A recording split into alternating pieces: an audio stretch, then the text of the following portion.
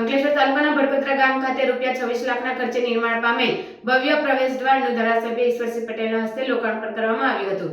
આ પ્રસંગે જિલ્લા પંચાયતના ઉપપ્રમુખ આરતીબેન પટેલ સહિત ગામના આગેવાનો ઉપસ્થિત રહ્યા હતા। અંકલેશ્વરના ભડકોદરા ગામ ખાતે ભવ્ય પ્રવેશદ્વારનું નિર્માણ થાય તે માટે ભડકોદરા ગામના અને જિલ્લા પંચાયતના ઉપપ્રમુખ આરતીબેન પટેલ દ્વારા ₹26 લાખની ગ્રાન્ટની ફાળવણી કરી હતી। આ પ્રવેશદ્વારનું ભવ્ય નિર્માણ કરવામાં આવતા આજ રોજ ધારાસભ્ય ઈશ્વરસિંહ પટેલની અધ્યક્ષતા હેઠળ લોકાર્પણ કાર્યક્રમ યોજાયો હતો અને આ ધારાસભ્ય ઈશ્વરસિંહ પટેલના હસ્તે ભવ્ય પ્રવેશદ્વારનું લોકાર્પણ કરવામાં આવ્યું હતું।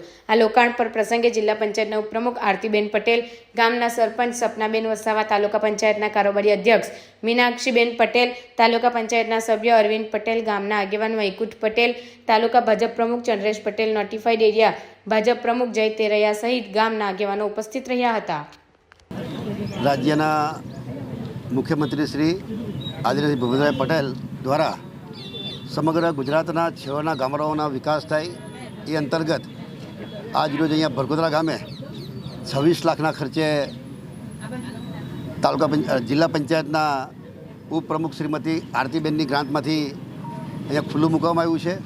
સાથે સાથે આવનારા દિવસની અંદર ભડકોદરા ગામની અંદર 97 લાખના ખર્ચે નોટિફાઈડ ગ્રાન્ટ છે, એમાંથી ગટર લાઈન પણ બનનાર છે।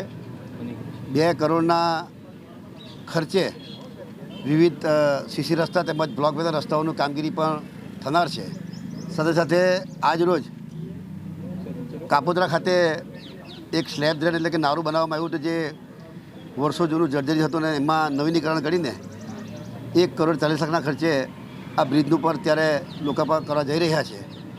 આના અગાઉના કાર્યક્રમમાં નગરપાલિકા અંકલેશ્વર ગોયા બજારની સારા એ 90 લાખના ખર્ચે ત્યાં પણ ખુલ્લી મૂકવામાં આવી છે અને હિન્દી માધ્યમ સારા જે સ્ટેશન ઉપર આવેલી છે એ 1 કરોડ ને 15 લાખના ખર્ચે, આમ કુલ મળીને 2 કરોડ 5 લાખની આ શાળાનું લોકાર્પણ કરવામાં આવ્યું છે। ત્યારે આવનારા દિવસોમાં ભરેન્દ્ર પાર્ટીના શાસનની અંદર અનેકવિધ કામો આવા થનાર છે। ત્યારે ફરીથી રાજ્ય સરકારનો પણ આભાર માનું છું।